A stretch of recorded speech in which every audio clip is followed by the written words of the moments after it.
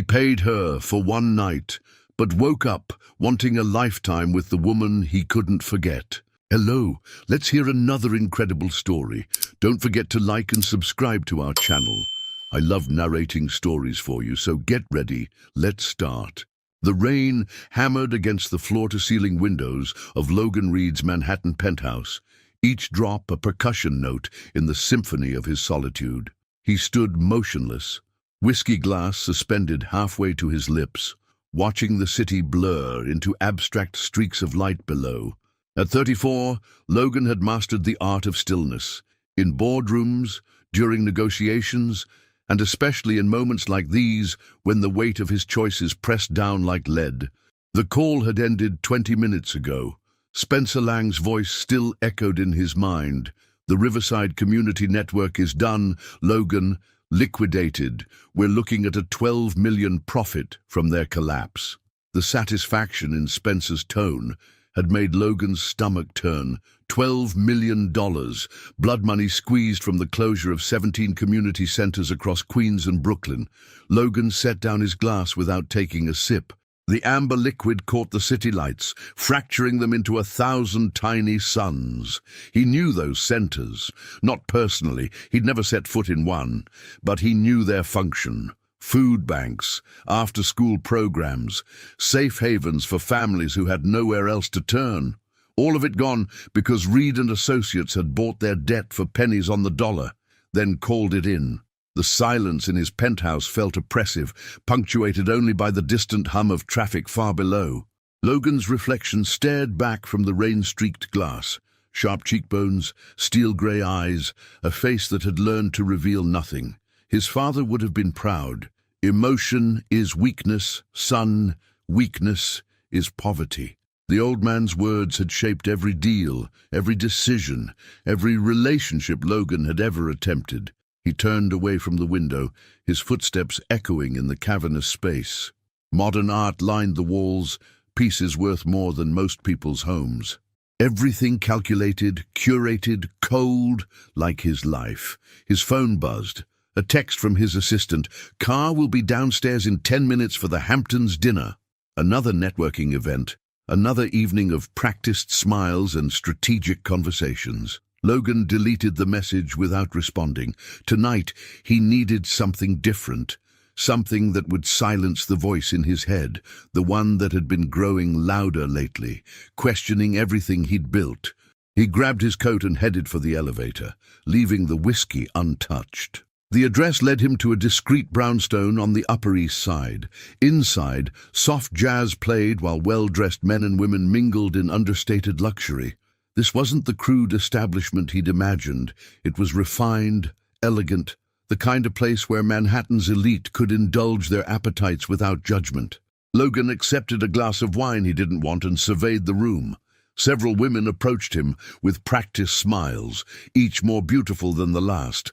But something felt wrong, hollow. He was about to leave when she entered. She moved differently than the others. Where they glided with calculated grace, she walked with purpose. Her dark skin seemed to absorb the room's warm light, and when she looked up, her eyes held depths that made Logan forget to breathe. She wore a simple black dress that somehow made every other woman in the room seem overdressed. Their eyes met across the space, and Logan felt something shift inside his chest, a crack in the ice he'd built around his heart. She didn't approach him. Instead, she found a quiet corner and pulled out a worn paperback book. The gesture was so unexpected, so genuine in this manufactured environment, that Logan found himself walking toward her before he'd made a conscious decision. What are you reading?" His voice came out rougher than intended. She looked up, and he saw intelligence flash in her eyes. Quick, sharp, assessing. "Baldwin," she said simply, showing him the cover of Giovanni's Room. "Sometimes I need to remember that pain can be beautiful when it's honest." The response hit him like a physical blow. In a room full of people saying exactly what they thought he wanted to hear, her words carried weight, truth. "And I'm Logan." He extended his hand, suddenly uncertain for the first time in years.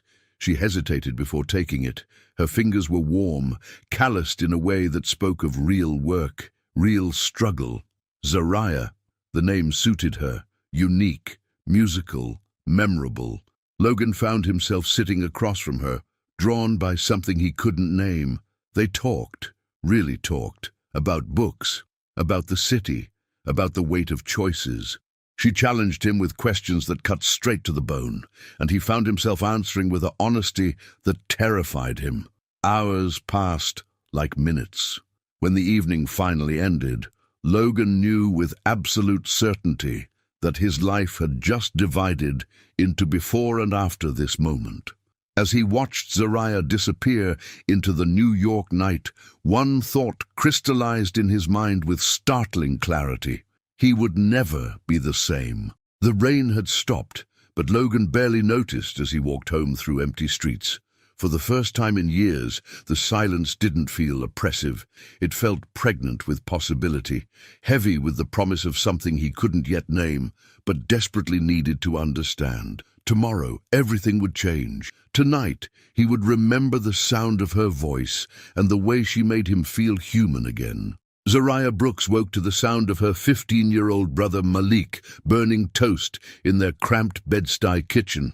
The acrid smell pulled her from dreams she didn't want to remember, dreams of penetrating grey eyes and a voice that had made her forget, for a few dangerous hours, who she was and what she'd become.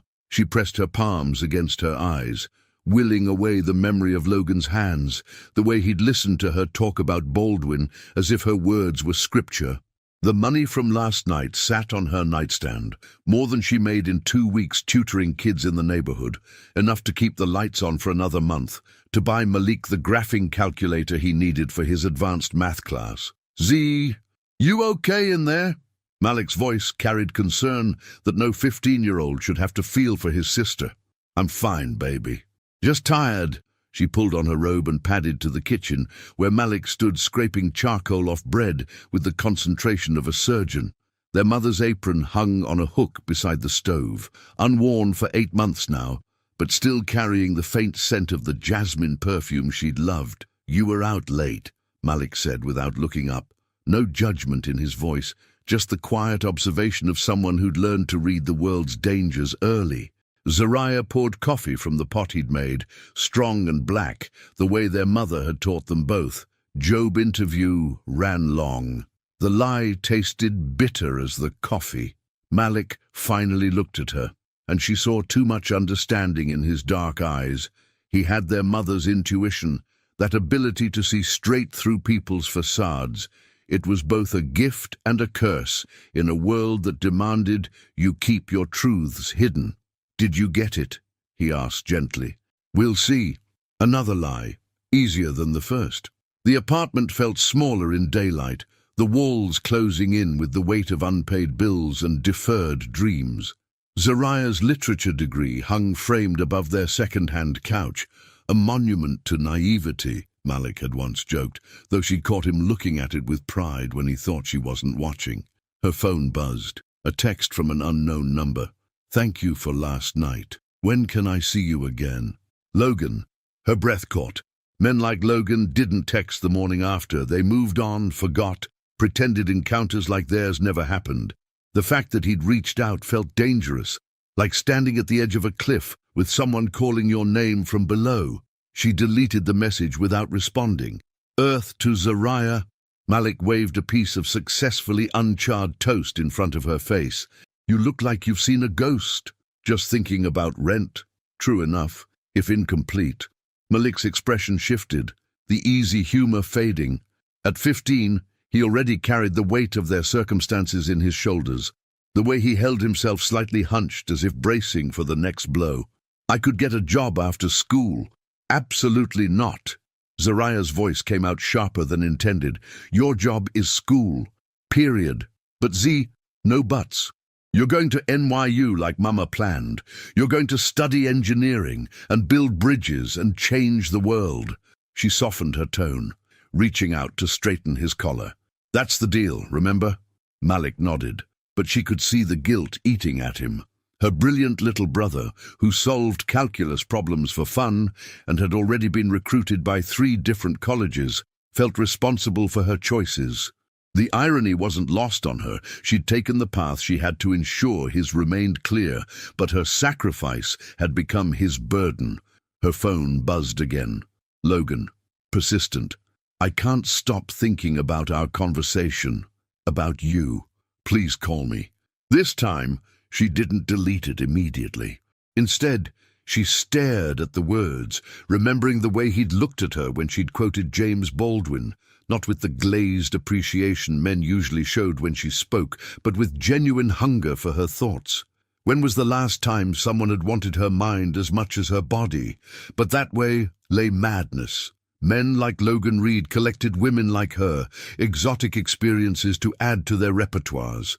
The fact that he seemed different, that their connection had felt real, only made him more dangerous. I'm walking you to school, she announced, grabbing her jacket. Z, I'm 15, not 5. Humor me. They stepped into the crisp October morning, and Zariah breathed deeply, trying to cleanse her lungs of the night's lingering smoke. The brownstones on their block stood like patient sentinels, their windows reflecting the pale sunlight. This neighborhood held her mother's memory in every crack of sidewalk, every corner store where she'd stopped to talk with community leaders about voter registration and tenant rights. Camille Brooks had believed in the power of grassroots change, in lifting up the community one conversation at a time. She died fighting for a world where her children wouldn't have to make the choices Zariah was now making. I miss her too, Malik said quietly, somehow reading her thoughts. Zariah squeezed his hand. She'd be proud of you, you know. Straight A's, early admission letters already coming in. What about you? Would she be proud of you? The question hit like a physical blow. Zariah stopped walking. The weight of everything, the lies, the money, the man whose text was still burning in her phone, pressing down on her chest. I'm trying my best, Malik. That's all any of us can do. Her phone buzzed a 3rd time. This time, Logan had sent just 2 words, I'm sorry. Despite herself, Zariah found her finger hovering over the call button, because somehow those 2 words felt more dangerous than all his attempts at connection. They suggested he understood exactly what he was asking of her, and why she couldn't give it. She put the phone away and walked her brother to school, carrying the weight of choices she couldn't undo and a future she couldn't quite envision. But Logan's words echoed in her mind like a prayer she wasn't ready to answer.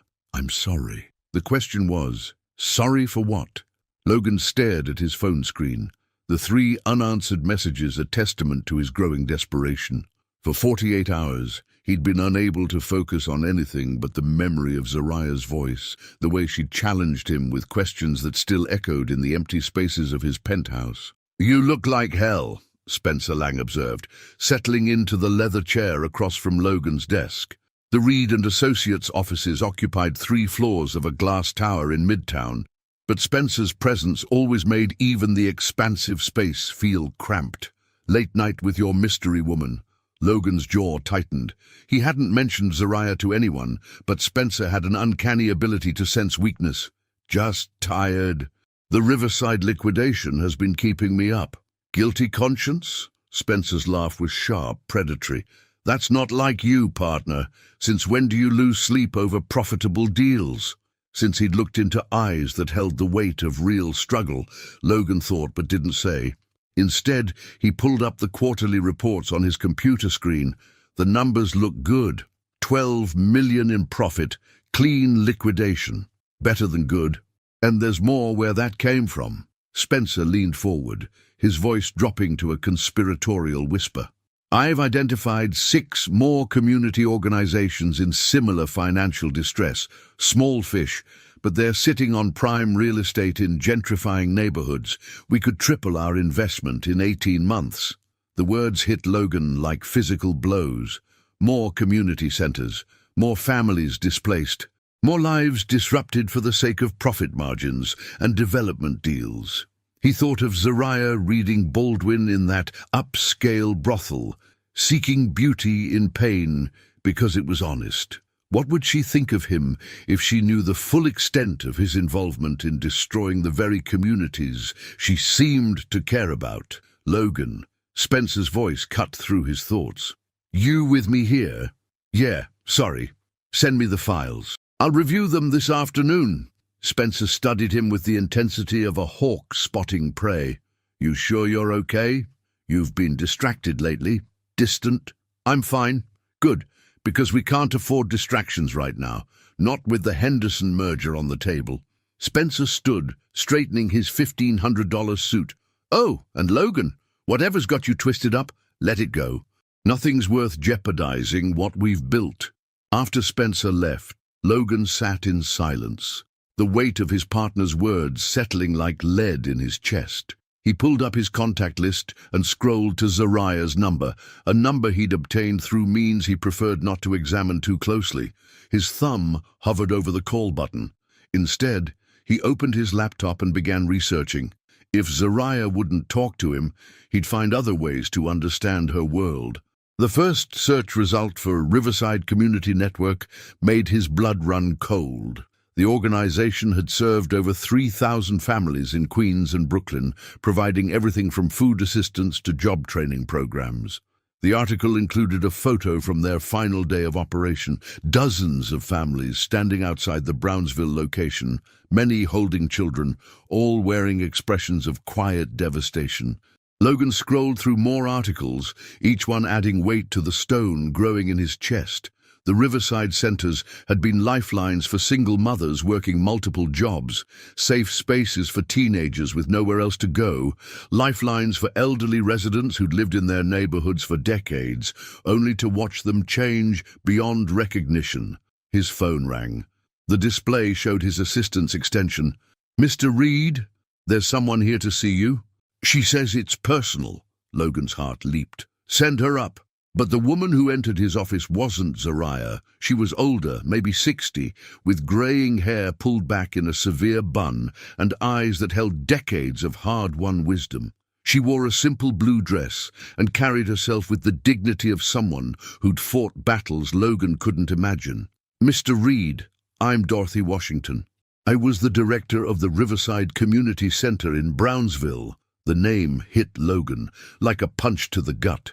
He stood slowly, uncertain whether to offer his hand or prepare for an attack. Ms. Washington, I'm not here to yell at you, she said quietly, taking the seat Spencer had vacated, though Lord knows I have every right to. I'm here because I believe in second chances. Logan sat back down, his throat tight. I don't understand. Your company destroyed something beautiful, Mr. Reed. Something that took 30 years to build. Families are scattered now. Children are going hungry. And elderly folks who depended on our services are isolated and forgotten. Her voice remained steady, but Logan could see the pain in her eyes. But I've been doing this work long enough to know that guilt can be a powerful catalyst for change. Mrs. Washington, I'm not finished. She held up a hand. I've heard through the grapevine that you've been asking questions, making inquiries about our work, our impact. That tells me something shifted in you. So I'm here with a proposal. Logan waited, afraid to breathe. Come see what you destroyed. Visit the families who are struggling without our services. Look at the children who used to have a safe place to go after school and now wander the streets. If you have any humanity left in you, it'll break your heart. And maybe, just maybe, a broken heart can build something better than what came before. She stood, leaving a business card on his desk. The address is on there. Saturday morning, 10 o'clock. Come alone and come ready to listen. After she left, Logan stared at the card for a long time. The address was in Brownsville, Brooklyn, a world away from his Manhattan fortress. He thought of Zariah's words about pain being beautiful when it's honest, and wondered if he had the courage to face the honest pain he'd helped create. Outside his window, the city pulsed with life and possibility. For the first time in years, Logan felt the pull of something greater than profit margins and investment returns. He felt the terrifying, exhilarating possibility of becoming someone worth loving. The question was whether he was brave enough to take the first step, Saturday morning found Logan Reed standing on a corner in Brownsville, Brooklyn, feeling more exposed than he ever had in a boardroom full of sharks. His usual armor, the $1,000 suit, the confident posture, the calculated smile, felt absurd here among the bodega owners opening their stores and mothers pushing strollers down cracked sidewalks. Dorothy Washington appeared beside him, as if summoned from the morning air itself. Today, she wore jeans and a sweatshirt that read "Community Strong," her graying hair covered by a colorful head wrap. She looked like she belonged here in a way Logan never would. "Thank you for coming," she said simply. "I wasn't sure you would." Logan adjusted his tie, a nervous habit he thought he'd conquered years ago. "And I'm not sure why I did, because something's eating at you from the inside out," Dorothy replied, starting to walk. "And the only cure for that kind of poison is truth." They stopped first at a converted warehouse that now stood empty, its windows boarded up with plywood that couldn't quite hide the colorful murals painted underneath. Through the gaps, Logan could see the remnants of what had been a vibrant space, basketball hoops hanging at odd angles, motivational posters peeling from walls, children's artwork still taped to bulletin boards. "This was our main facility," Dorothy said quietly. 300 kids came here every day after school. Hot meals, homework help, mentoring programs. Mrs. Rodriguez ran a cooking class for teenage mothers. Mr. Jackson taught job interview skills to adults trying to get back on their feet. Logan's throat felt tight. Through the broken windows, he could almost hear the echoes of laughter, of young voices raised in hope. What happened to them?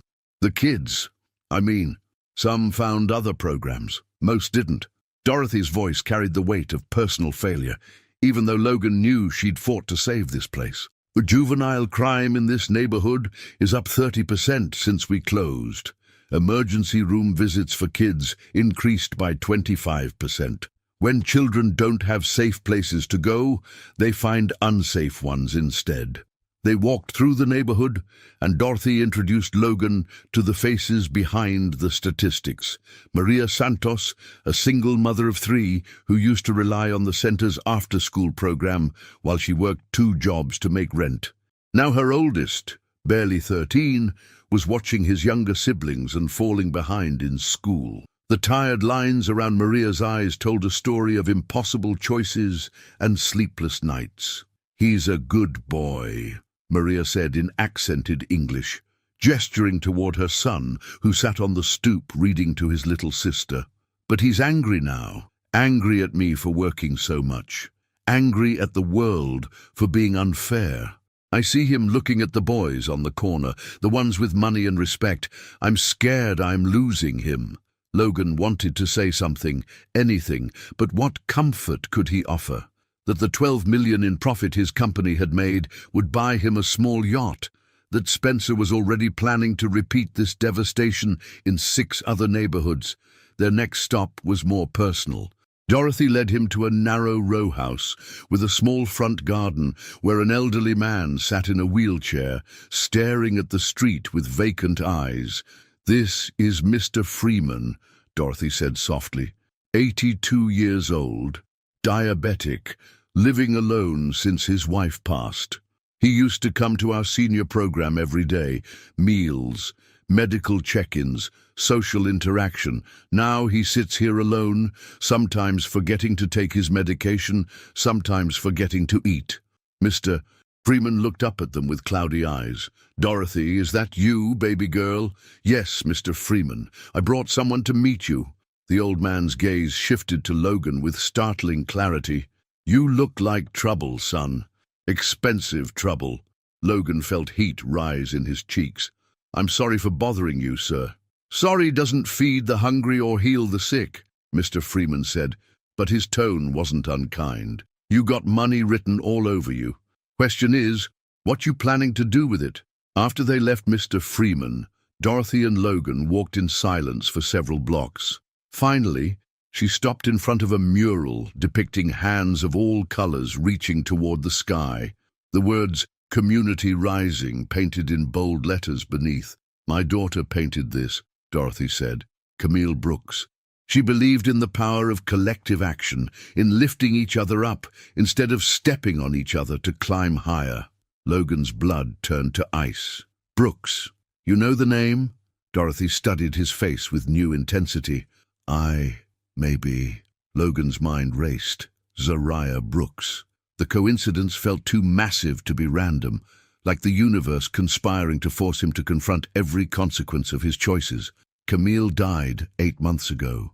Heart attack brought on by stress and exhaustion from fighting to save places like this. Dorothy's voice grew heavy with grief. She left behind 2 children, a daughter trying to hold everything together, and a son with more potential than he knows what to do with. Logan felt the world tilt beneath his feet. Zariah's mother had been an activist, fighting against exactly the kind of predatory practices his company specialized in. The woman he couldn't forget was the daughter of a woman who died, fighting against everything he represented. Dorothy, he said carefully, does she work in Manhattan? Dorothy's eyes narrowed. Why would you ask that? Before Logan could answer, his phone buzzed. A text from Spencer. Found your mystery woman, Zariah Brooks, 29, unemployed. Interesting choice. Partner, we should talk. Logan's hands shook as he read the message. Spencer had found her. Somehow, his partner had connected the dots between Logan's distraction and Zariah, and that meant danger. For her, for Malik, for the fragile possibility of redemption Logan was only beginning to understand. I have to go, Logan said abruptly, his mind already racing ahead to damage control and protection strategies. Mr. Reed, Dorothy called after him as he started toward the street. Whatever storm you're walking into, remember what you saw here today. Remember that choices have consequences, and some consequences have names and faces and families. As Logan climbed into his car, Mr. Freeman's words echoed in his mind. What you planning to do with it? The question had taken on new urgency. Spencer knew about Zariah, which meant the game had changed completely. Logan pulled out his phone and finally did what he should have done days ago. He called her. This time, it wasn't about wanting to see her again. This time, it was about warning her that his world was about to collide with hers in ways that could destroy them both. The phone rang once, twice, 3 times. On the 4th ring, she answered. Don't hang up, Logan said quickly. Please, we need to talk. You're in danger, and it's my fault. Zariah almost didn't answer. Logan's name on her phone screen felt like a betrayal of her own resolve, a reminder of the dangerous territory her thoughts had been wandering toward, despite every rational reason to forget him. But something in the insistence of his calling, the 4th attempt in 2 hours, made her thumb swipe right before her brain could intervene. Don't hang up! His voice came through urgent, desperate. Please, we need to talk. You're in danger, and it's my fault. What are you talking about? Zariah kept her voice steady, but her heart hammered against her ribs. She was alone in the apartment, Malik at his Saturday morning math tutoring session at the library, and suddenly the familiar space felt exposed, vulnerable. My business partner knows about you, about us. Logan's words came fast, like he was afraid she'd disconnect before he could explain. Spencer Lang he's dangerous when he thinks someone might compromise our business interests. He sees you as a weakness, and men like Spencer exploit weaknesses. Zariah sank onto the couch, her mother's photograph watching from the mantel. Logan, I don't understand. We met once. We barely know each other. How could I possibly be a threat to your business? The silence stretched so long she thought the call had dropped. When Logan finally spoke, his voice carried a weight that made her stomach clench with dread. Zariah, I need to ask you something, and I need you to be honest with me. Your mother, was her name Camille Brooks? The air left Zariah's lungs in a rush. How could he possibly know that? Yes, but was she a community activist? Did she work to save neighborhood centers and fight against gentrification? Each question felt like a physical blow. Logan, how do you know about my mother? Because Reed and Associates, my company, we're the ones who destroyed the Riverside Community Network. We bought their debt and forced them into bankruptcy. Your mother, she died fighting against what we do, didn't she? The phone slipped from Zariah's hand, clattering to the floor. She stared at it like it had become a venomous snake, her mother's voice echoing in her memory. They come in with their suits and their lawyers and their spreadsheets. Baby girl, they see dollar signs where we see homes, profit margins where we see families. They'll take everything that matters and leave us with nothing but the bill. She picked up the phone with shaking hands. Logan was still there, saying her name repeatedly, his voice raw with what sounded like genuine anguish. You, she whispered. You're one of them. You're the reason she... Zariah, please. My mother had a heart attack because she couldn't save those centers. She died believing she'd failed her community, that she couldn't protect the families who depended on those programs. Zariah's voice grew stronger with each word, fury replacing shock. And you were in that room, making those decisions, signing those papers. I was. God help me, I was. But Zariah, that's not why I'm calling. Spencer knows about you now, and he's going to use you to control me. He'll threaten you. Threaten Malik. Don't you dare say my brother's name. The words came out like shattered glass. Don't you dare pretend you care about us when you're the reason we're struggling. She was about to hang up when she heard footsteps in the hallway, too heavy to be Malik, too purposeful to be a neighbor. A knock came at the door, 3 measured raps that somehow conveyed authority and menace. Zariah, Logan's voice through the phone. Are you there? Someone's at my door, she whispered, moving toward the window. A black sedan sat at the curb, sleek and out of place in her neighborhood. Don't answer it. Is there another way out? The fire escape in the back. Her training from growing up in the city kicked in. Always have an exit strategy, her mother had taught her. The knocking came again, more insistent. A voice called through the door. Ms. Brooks, my name is Spencer Lang. I'd like to discuss a business opportunity with you. Zariah's blood turned to ice. She grabbed her jacket and phone, moving toward the back of the apartment. He's here, she breathed into the phone. Spencer Lang is at my door. Get out. Now, take the fire escape and go somewhere public. Do you have somewhere safe you can meet me? I'm not meeting you anywhere. This is your fault. Zariah, please. I know you hate me, and you have every right to, but right now, the only thing that matters is keeping you and Malik safe. Where is he? The library on Fulton Street. Even as she said it, she realized her mistake. She'd given Logan information about Malik's location, and she didn't know if she could trust him not to share it with Spencer. I'm going to get him, Logan said. You need to disappear for a few hours while I figure out how to handle Spencer. You're not going anywhere near my brother. Then call him. Tell him to stay at the library. Stay around people. Spencer won't try anything in public. Zariah had made it to the fire escape, the metal cold against her palms as she climbed down. Behind her, she could hear Spencer's voice growing more insistent, though she couldn't make out words. Why should I trust you? She asked Logan. You destroyed my mother's life's work. You represent everything she fought against. Because, Logan's voice broke slightly, I saw what we did today. I visited the families we displaced, the children who have nowhere safe to go now. I met an old man who's slowly dying of loneliness because we took away his community. And because I think I'm falling in love with the daughter of the woman who died trying to stop us. The admission hit Zariah like a physical blow. She reached the bottom of the fire escape, her feet touching solid ground in the alley behind her building. Love. She laughed bitterly. You think love fixes this? You think it erases what you've done? No, Logan said quietly. But maybe it's enough to start building something better. Maybe it's enough to make me want to be someone worthy of redemption. Zariah looked back at her building, where Spencer Lang was probably still knocking on her door, and ahead toward the street where her life waited in uncertain fragments. She thought of her mother's words about people who saw dollar signs where others saw homes, and wondered if it was possible for someone to change so fundamentally that they could cross that divide. I need time to think, she said finally. Time is what we don't have. Spencer won't wait for you to decide whether to trust me. Then figure out how to stop him. Because until you do, stay away from me and my brother. She hung up and started walking toward the library, her mind reeling with the impossibility of her situation.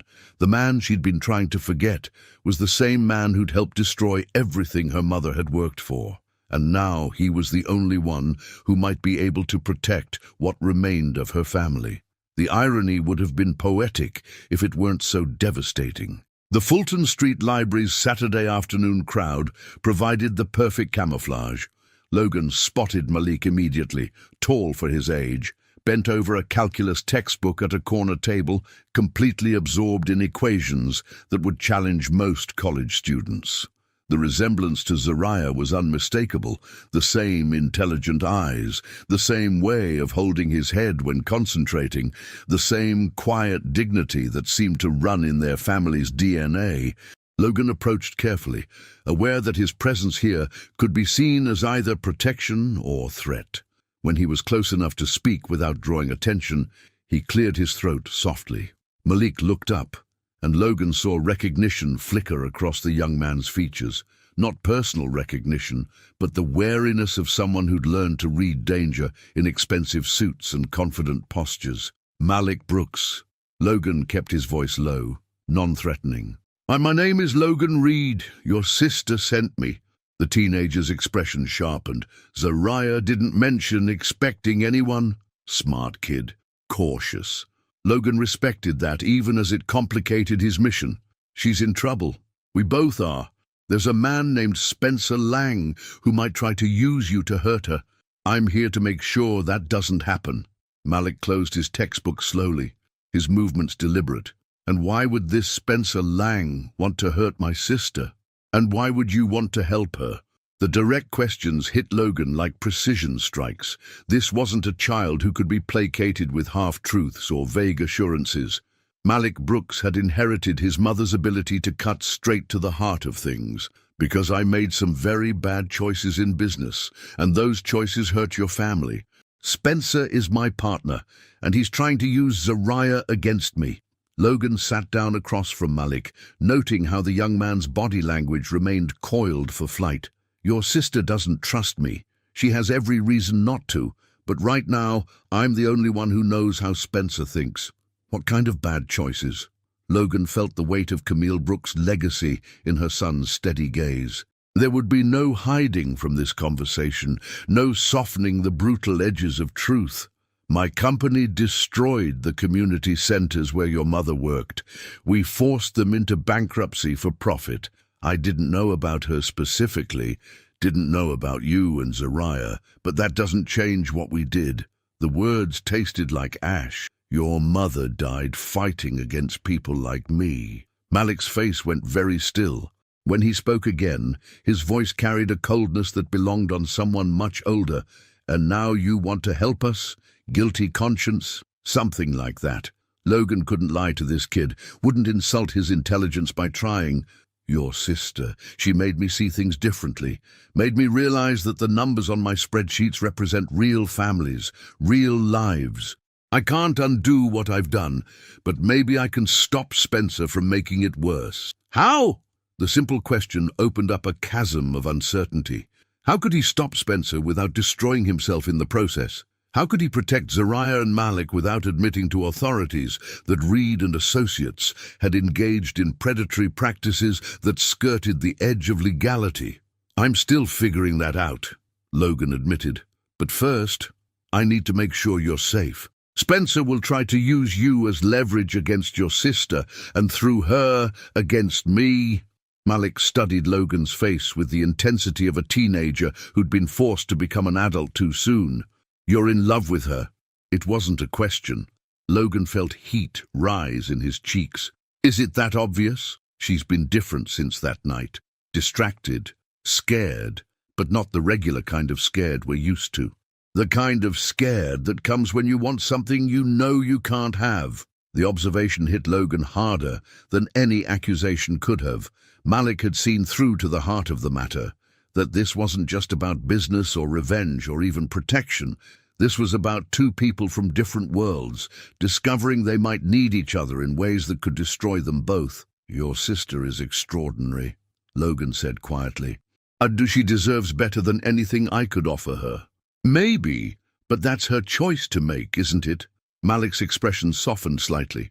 "Mama always said that love isn't about deserving. It's about choosing to be better than you were before." Before Logan could respond, his phone buzzed. A text from Spencer. "Found the boy. Cute family reunion at the library. Tell me where she is, or I start making their lives very complicated." Logan looked up to see Spencer entering the library, his predatory smile visible even from across the room. He moved with the confidence of a shark who'd cornered his prey, scanning the tables until his gaze landed on Logan and Malik. "We need to go," Logan said urgently. "Now!" But Malik was already standing, his backpack slung over his shoulder. "And back exit? You've done this before. Neighborhood like ours, you learn to read trouble early." Malik moved toward the rear of the library with the fluid grace of someone who'd navigated danger his entire life. "The question is, are you trouble or salvation?" Logan followed, acutely aware of Spencer's approach. "I honestly don't know anymore." They slipped out through the library's emergency exit, the autumn air sharp against their faces. Logan's car waited around the corner, a silver BMW that screamed money and privilege in this neighborhood. "Where to?" Logan asked as they climbed in. "Somewhere Spencer Lang can't follow." Malik buckled his seatbelt and pulled out his phone. "I'm calling Zariah." "Wait." "No, you wait." Malik's voice carried authority that reminded Logan powerfully of Zariah. "This is my family, my neighborhood, my life you're messing with. We do this my way, or we don't do it at all." Logan nodded, recognizing the steel beneath Malik's youthful exterior. The Brooks family had been forged by struggle and loss, but they'd emerged stronger for it. If he was going to earn their trust, if he was going to become someone worthy of Zariah's love, he'd have to prove he could respect their strength instead of trying to protect them from it. As Malik dialed his sister's number, Logan caught sight of Spencer in the rearview mirror, standing on the library steps with his phone pressed to his ear. The predator had lost his prey for now, but Logan knew Spencer well enough to understand this was far from over. The real game was just beginning. Zariah found them at Marcus Garvey Park, sitting on a bench beneath the autumn maples like an unlikely father and son. The sight of Malik laughing at something Logan had said sent a spike of panic through her chest. Her brother, her brilliant, cautious brother, who trusted no one easily, had somehow been charmed by the man who represented everything their mother had died fighting against. "Malik!" she called out, her voice sharper than intended. Both males turned toward her, and Zariah saw something in Logan's expression that made her step falter. Relief, yes, but also a kind of desperate hope that hurt to witness. He looked like a man drowning who'd just spotted shore. "Z!" Malik stood, crossing to her in quick strides. "You okay?" Logan said Spencer Lang came to the apartment. Logan said. She kept her eyes on her brother, but her awareness remained hyper-tuned to the man sitting just out of reach. "Since when do you call him Logan?" "Since he spent the last hour explaining advanced portfolio theory and telling me about the scholarship program at Columbia." Malik's voice carried a note of challenge. "He's not what I expected." "And what did you expect?" "A monster." Malik's honesty hit like a physical blow. "But monsters don't usually know that I've been teaching myself game theory or that I've already been accepted to 3 different engineering programs." Zariah felt the ground shifting beneath her feet. Logan had done more than protect Malik. He'd seen him, really seen him, in a way that few adults bothered to do with teenagers from their neighborhood. The realization that this man could be both destroyer and protector, enemy and ally, made her head spin with contradictions she wasn't ready to process. "We need to talk," she said to Logan, finally meeting his eyes. "All of us," Malik interjected. "This affects all of us." Logan stood slowly, his movements careful as if he were approaching a wounded animal. "Zariah, I know you're angry." "Angry?" The word came out as a laugh, brittle and sharp. Logan, you destroyed my mother's life work. You represent everything she fought against. Angry doesn't begin to cover what I'm feeling. Then tell me. Help me understand." The simple request undid something inside her chest. For 3 days, she'd been carrying the weight of their encounter, the memory of connection, and the growing fear that she was losing herself to feelings she couldn't afford. Now, standing in the shadow of trees her mother had brought her to as a child, Zariah felt the dam finally burst. "You want to understand? My mother worked 18-hour days trying to save those community centers. She missed family dinners, cancelled vacations, postponed her own dreams because she believed, really believed, that she could make a difference. Tears blurred her vision, but she kept going. She died thinking she'd failed. Heart attack at 53 because the stress of fighting people like you literally killed her." Logan absorbed each word like a physical blow, his face pale with what looked like genuine anguish. "Zariah, I'm not finished." Her voice grew stronger, fueled by months of suppressed grief and rage. "After she died, I had to drop out of graduate school to take care of Malik. I gave up my dreams of teaching literature, of maybe writing someday, because someone had to pay the bills. Someone had to make sure Malik could still have his future even if mine was over." "Your future isn't over," Logan said quietly. "Isn't it?" Zariah wiped her eyes with the back of her hand. "Do you know what I was doing the night we met? I was selling myself because it was the only way to make enough money to keep us afloat. The daughter of a woman who fought for dignity and justice, reduced to—" She couldn't finish the sentence. "Stop!" Logan's voice was raw. "Don't do that to yourself. What you did, what you're doing to protect Malik, that's love, that's sacrifice, that's everything your mother would be proud of. How would you know what my mother would think? Because I met someone who knew her today. Dorothy Washington told me about Camille Brooks, how she lifted up everyone around her, how she saw potential where others saw problems. She'd be proud of the woman who raised Malik to be brilliant and kind. She'd be proud of the daughter who gave up everything to protect what mattered most." Zariah stared at him, something cracking open inside her chest. "You met Dorothy. She took me through Brownsville, showed me what we destroyed, who we hurt. I saw Mr. Freeman, Maria Santos, and her kids. I saw what my choices actually cost." Logan's voice broke slightly. "Your mother died trying to stop us, and she was right to try. What we did was wrong, and I can't take it back. But maybe I can do something better going forward." "Like what?" Malik spoke for the first time since Zariah's arrival, his young voice cutting through the heavy emotion. "Like helping Spencer destroy 6 more community organizations," Zariah added bitterly. Logan was quiet for a long moment, and when he spoke, his words carried the weight of decision.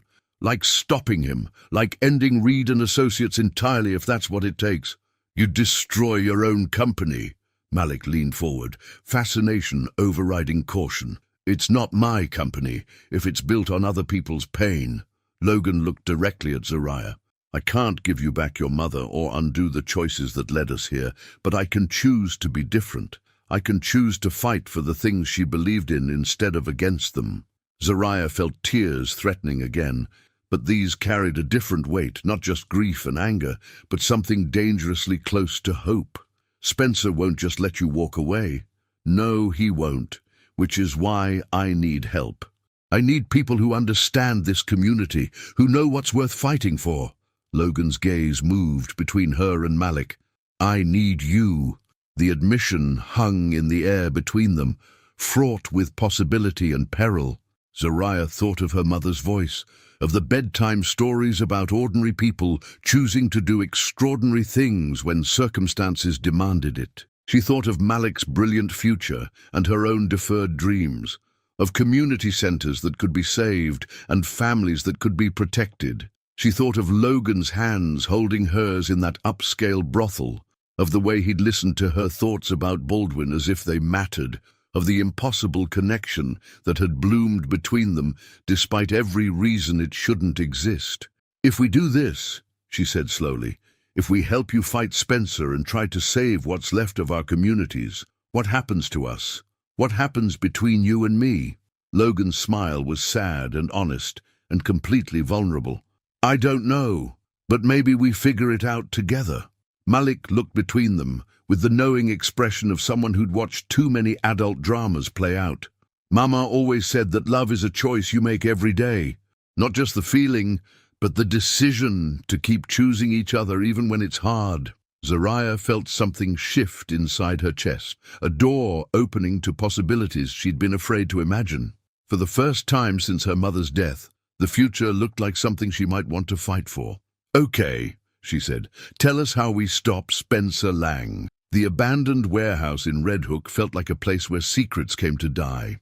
Logan had suggested they meet here, neutral territory away from Spencer's reach and prying eyes. As Zariah picked her way through the dusty space, past covered machinery and broken windows that let in shafts of late afternoon light, she couldn't shake the feeling that they were planning either salvation or their own destruction. Dorothy Washington had arrived first, her presence lending gravity to their makeshift war room.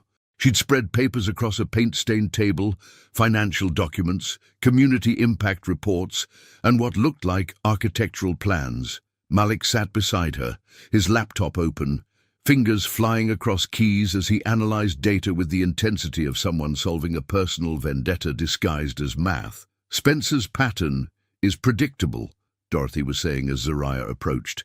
"He targets organizations that are financially vulnerable but sitting on valuable real estate. The community centers, the homeless shelters, the job training facilities, they're all in neighborhoods that are gentrifying rapidly." Logan stood apart from the group, his expensive suit incongruous in the industrial setting. He looked exhausted, the kind of bone-deep tiredness that comes from discovering your entire life has been built on someone else's suffering. "The next targets are already identified," he said without preamble when he saw Zariah. 6 organizations across Brooklyn and Queens. Combined, they serve over 8,000 families. "Spencer wants to move fast before I can interfere." "Can you interfere?" Zariah asked, settling into a folding chair that had seen better decades. "That's what we're here to figure out." Logan pulled out his own laptop, the screen reflecting the determination in his grey eyes. "Did I have access to Reed and Associates' financial systems? But Spencer will cut me off the moment he suspects I'm working against him. We get one shot at this." Malik looked up from his calculations. "What about regulatory oversight? Don't you have to file reports, get approvals for major acquisitions?" "We operate in legal grey areas," Logan admitted, shame coloring his voice. "Technically, everything we do is legal. Morally," he shrugged helplessly. "Morally, it's predatory capitalism at its worst," Dorothy finished, "using people's desperation to extract wealth from communities that can't afford to lose it." Zariah watched Logan absorb Dorothy's words, saw the way they landed like physical blows. 3 weeks ago, criticism like that would have rolled off him like water. Now, it seemed to cut straight to his core. "There's something else," Logan said quietly. "Spencer's been monitoring my communications. He knows I've been in contact with all of you. He's planning something. I can feel it." As if summoned by his words, Logan's phone rang. Spencer's name flashed on the screen like a warning. Logan hesitated, then answered on speaker. "Partner." Spencer's smooth voice filled the warehouse space. "I was hoping we could chat, clear the air about your recent distractions." "What do you want, Spencer?"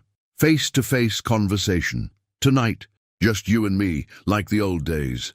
Spencer's tone carried undertones of threat wrapped in false camaraderie. "There's a new deal I want to discuss. Very lucrative, very time-sensitive. I'm busy tonight. Cancel your plans. This isn't a request, Logan. We've been partners for 8 years. I think I've earned the right to a conversation when I'm concerned about your judgment." Zariah saw Logan's jaw tighten. "Where?" "Your penthouse, 9 o'clock. "Come alone." The line went dead. The silence that followed felt heavy with unspoken implications. Dorothy was the first to speak. "He's going to make you choose," she said simply. "Your partnership and everything you've built, or us." "There's no choice to make," Logan replied, but Zariah heard uncertainty in his voice. "Isn't there?" She studied his face, searching for tells. 8 years of partnership, millions of dollars, a life you've spent building. You'd really walk away from all of that? Logan was quiet for a long moment, his gaze moving between the three of them, Dorothy with her lifetime of community activism, Malik with his brilliant future hanging in the balance, and Zariah herself, the woman who'd somehow become the catalyst for his moral awakening. "I've been thinking about something Malik said yesterday," Logan finally spoke, "about love being a choice you make every day. I think the same thing applies to the kind of person you want to be. Every day, you choose whether to build something better or tear something down." He looked directly at Zariah, and she saw something in his eyes that made her breath catch. Not just attraction or guilt or even love, but genuine transformation. The cold, calculating businessman was still there, but underneath, something warmer and more human had taken root. "I choose building," he said simply. "Then we need to make sure you survive the night," Malik said pragmatically. "Spencer didn't call for a friendly chat. He's planning something." Dorothy nodded grimly. "Men like Spencer Lang don't negotiate when they feel threatened. They eliminate threats." "So what do we do?" Zariah asked, though part of her already knew the answer. "We turn the tables," Logan said, his voice gaining strength. "Spencer thinks he's cornering me in my own territory. But what if we use that against him? What if we make sure he's the one who leaves empty-handed? What are you thinking?" Dorothy leaned forward, her experienced eyes sharp with interest. Logan's smile held no warmth. It was the expression of a predator who decided to stop hiding his teeth. "I'm thinking it's time Spencer learned what it feels like to lose everything he's built. But I'll need help. I'll need people he won't see coming."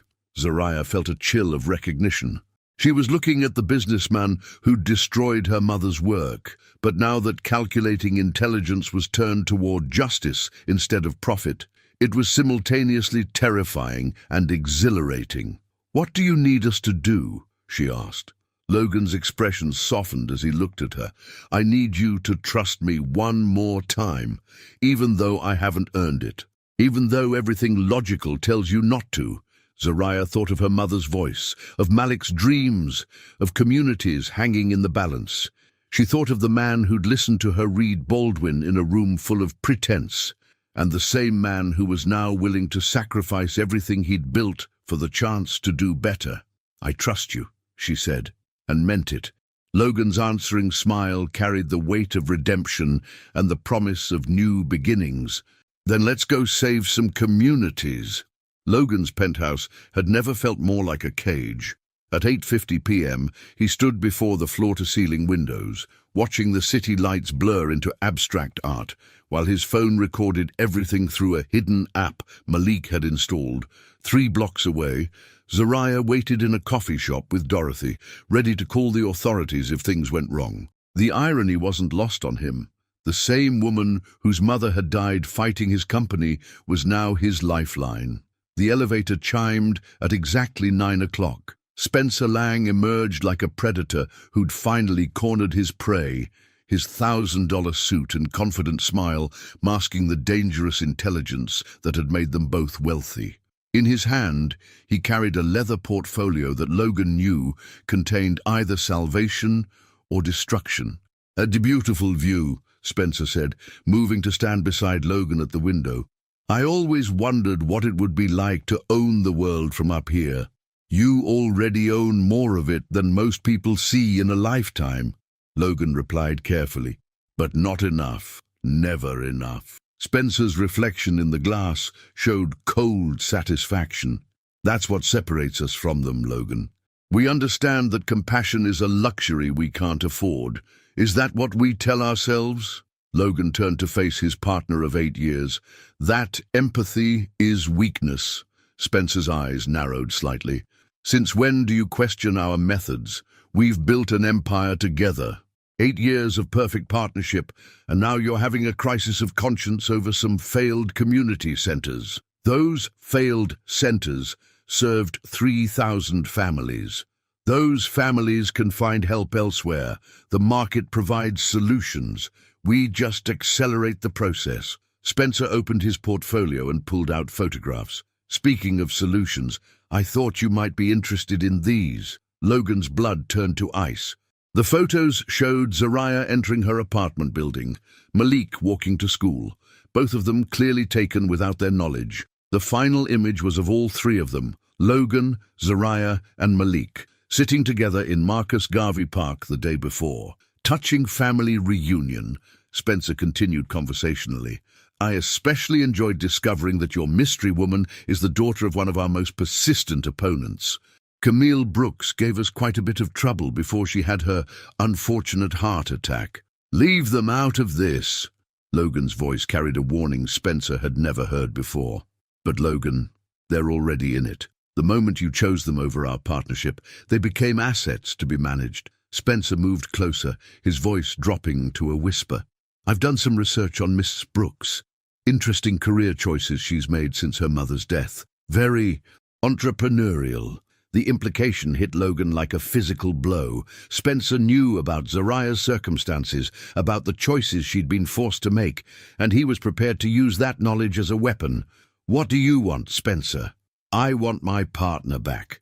The Logan Reed who understood that sentiment is expensive and mercy is unprofitable. Spencer pulled out a contract from his portfolio. I want you to sign this expansion agreement. 6 new acquisitions, starting Monday. And I want you to forget about your community center crusade and your beautiful distraction. Logan looked at the contract, seeing the names of organizations that would be destroyed, families that would be displaced, dreams that would be shattered. He thought of Mr. Freeman sitting alone in his wheelchair, of Maria Santos working multiple jobs while her children raised themselves, of Malik's brilliant mind and Zariah's deferred dreams. And if I don't? Spencer's smile turned predatory.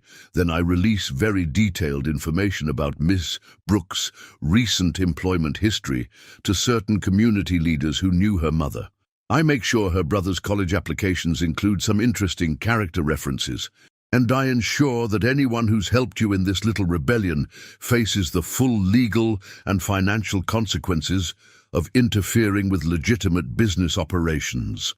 The threat hung in the air like poison. Logan realized this was always how it would end, with Spencer using love as a weapon, turning connection into vulnerability. It was the oldest play in the Predator's handbook. You know what the difference is between us, Spencer? Logan asked quietly.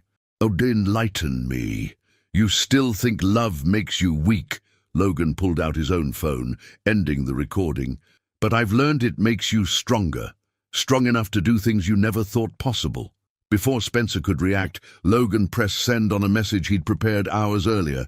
Within seconds, every major news outlet in New York received a detailed package, recorded conversations, financial documents, internal memos, and a complete breakdown of Reed and Associates' predatory practices. 8 years of carefully hidden exploitation laid bare for the world to see. Spencer's face went white as his own phone began buzzing with alerts. What did you do? I chose, Logan said simply. I chose the kind of person I want to be. You've destroyed us both, Spencer snarled. The SEC will investigate. The attorneys will circle like sharks. Your reputation, your fortune, your future, gone. Maybe. But the communities you wanted to target are safe. The families you wanted to displace will keep their homes. And the woman I love will know that some things matter more than profit. Spencer stared at him with a mixture of rage and disbelief. You're in love with her. You actually believe she could love you back after learning what you've done. I don't know, Logan admitted. But I'm going to spend the rest of my life trying to become someone worthy of the possibility. Spencer gathered his papers with shaking hands, his composure finally cracking. This isn't over, Logan. I'll find ways to make you pay. I'll make sure she pays too. No, you won't. Logan's voice carried quiet certainty. Why? Because while you've been threatening the people I care about, they've been documenting every word you've said tonight. The FBI tends to take witness intimidation very seriously. As if on cue, the elevator chimed again. 2 federal agents emerged, their badges visible as they approached Spencer with the calm efficiency of people who'd done this many times before. "Spencer Lang," the lead agent said. "We'd like to have a conversation with you about some business practices we've been investigating." As they led Spencer away, Logan remained at the window, watching the city that had shaped him and that he'd helped shape in return. His phone buzzed with a text from Zariah. "Is it over?" Logan typed back. "The old life is over. Ready to help me build a new one?" Her response came quickly. "We'll see. Meet me downstairs. We have work to do." Logan smiled, pocketing his phone and heading for the elevator. Outside, Zariah waited with Dorothy and Malik, their faces reflecting a mixture of relief, exhaustion, and cautious hope. The real work was just beginning, rebuilding trust, healing communities, learning to love across the divides that had separated them. But for the first time in years, Logan felt like he was walking towards something worth building instead of away from something he'd destroyed. 2 years later, the morning sun streamed through the windows of the Camille Brooks Community Learning Center, illuminating dust motes that danced like possibilities in the air. Zariah stood at the front of a classroom filled with adult learners, women returning to education after years away, men seeking second chances, teenagers who'd been written off by traditional systems, all of them hungry for the knowledge she'd once thought she'd never get to share. "Literature doesn't just reflect life," she said, holding up a worn copy of Giovanni's Room, the same book Logan had found her reading that first night. "It helps us imagine what life could become." In the back row, Maria Santos raised her hand. She'd been one of their first students, enrolling in the literacy program while her children attended the center's after-school tutoring. Now she was 6 months away from her GED, her eyes bright with the confidence that came from discovering your own intelligence. "Ms. Brooks," Maria said, "when Baldwin writes about love being a choice, does he mean we choose who to love, or we choose how to love them?" Zariah smiled, remembering asking herself the same question. "What do you think, Maria?" "I think we choose both, every day." The wisdom in Maria's answer would have made Camille Brooks proud. After class, Zariah walked through the center's halls, past the computer lab where Malik taught coding to local kids, past the job training facility that had already placed 47 people in sustainable employment, past the childcare center where single parents could leave their children while attending classes. The irony wasn't lost on her that this place had been built with money from Logan's cooperation with federal investigators. His testimony had brought down 3 other firms engaged in similar predatory practices, and the restitution fund had provided seed money for community rebuilding efforts across New York. She found Logan in the center's small office, hunched over grant applications with the intensity he'd once reserved for hostile takeovers. His expensive suits had been replaced by jeans and button-down shirts, his penthouse traded for a modest apartment in Bed-Stuy.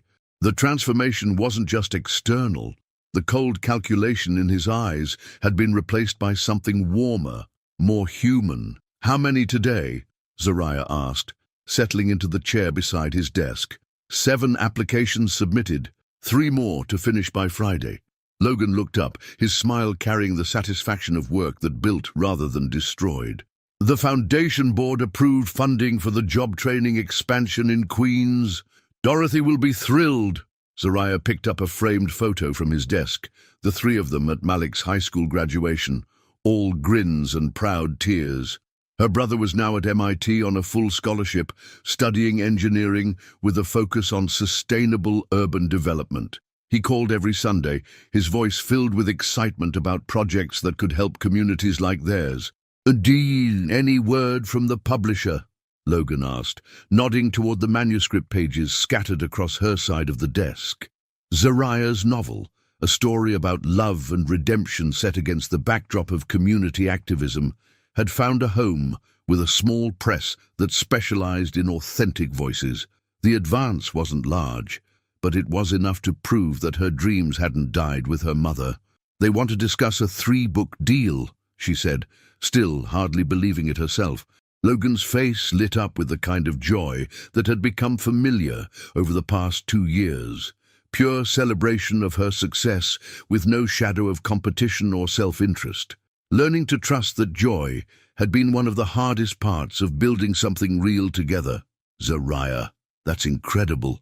He reached for her hand, and she let him take it, marveling at how natural the gesture had become. Your mother would be proud, Zariah finished. I know. I feel her sometimes when I'm teaching or writing, like she's finally seeing the world she fought for. They sat in comfortable silence, hands linked, watching through the window as community members of all ages moved through the space that had become a second home for many. The afternoon brought its usual rhythm, children arriving for tutoring, adults heading to evening classes, elderly residents gathering for the daily social hour that had replaced their isolation with connection. At 5 o'clock, Dorothy Washington knocked on their doorframe, her silver hair gleaming under the fluorescent lights. At 62, she'd become the center's unofficial grandmother, the keeper of wisdom and dispenser of tough love when needed. "Are you two planning to work all night again?" she asked with mock severity. "Just finishing up," Zariah said, beginning to gather her papers. "Good, because there's something I want to show you." Dorothy led them to the center's main hallway, where a new addition had appeared during the day. A memorial wall featuring photographs and stories from community members whose lives had been touched by the center's programs. At the center hung a large portrait of Camille Brooks, surrounded by smaller images of the families she'd fought to protect. The community voted, Dorothy explained. They wanted to make sure future generations remember where this all started. Zariah stared at her mother's picture, seeing her own eyes reflected back. Below the photograph, someone had painted a quote in elegant script: "Love is a choice we make every day, to build instead of tear down, to lift instead of push down, to hope instead of despair." "She never said that," Zariah whispered. "No," Dorothy agreed, "but she lived it, and she raised a daughter who's teaching the rest of us how to live it too." Logan's arm came around Zariah's shoulders, solid and warm and real. 2 years ago, she'd thought love was something that happened to you, like weather or accidents. Now she understood it was something you built, brick by brick, choice by choice, day by day. "Ready to go home?" Logan asked softly. Zariah looked around the center one more time, at the bustling hallway, the children's artwork on the walls, the hope and possibility that filled every corner. Home wasn't just the apartment they shared now, with its second-hand furniture and walls lined with books. Home was this, the community they'd helped rebuild, the lives they'd helped redirect, the love they'd chosen to nurture despite every reason it shouldn't have worked. "Ready?" she said, and meant it. They walked out into the Brooklyn evening together, their steps synchronized after months of learning each other's rhythms. Behind them, the Camille Brooks Community Learning Center glowed with warm light, a beacon of possibility in a neighborhood that had learned to hope again. In the distance, the city pulsed with its eternal energy, full of stories yet to be told and choices yet to be made. But for now, in this moment, Zariah Brooks and Logan Reed had found what they'd been searching for all along, not just love, but the courage to build something worthy of it. The future stretched ahead of them, uncertain but no longer frightening. They had work to do, communities to serve, and a love to nurture. They had time. The end. Thanks for watching to the end. Did you like the story? Tell us what you thought in the comments below. We want to know what you think. Don't forget to leave your like and subscribe now for more exciting stories you won't want to miss. Activate the bell to be notified whenever a new video comes out. See you in the next story. See you there.